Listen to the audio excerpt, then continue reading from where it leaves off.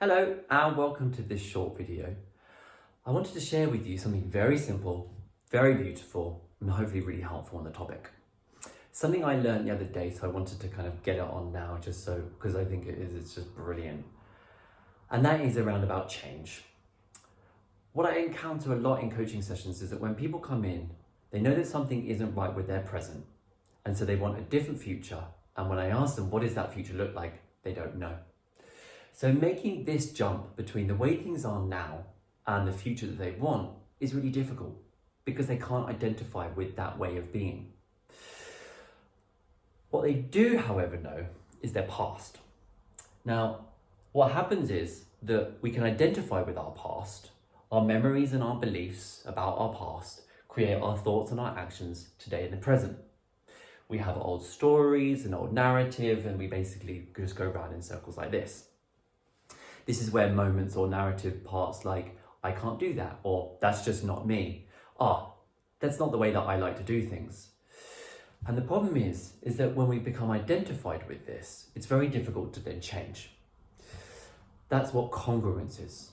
So the way that we are in alignment with the way that we see ourselves. Now, that's easy with our past, but more difficult with our future.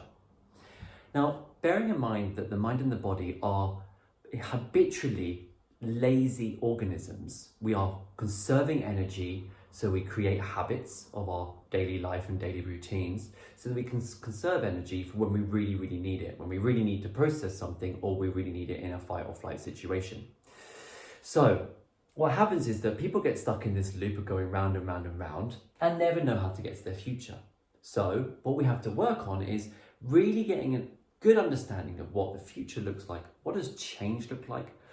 Get the feeling, the touch, the tone, the texture, so that we can start to create actions, beliefs, thoughts, and our behaviors all moving towards a future that is better for us.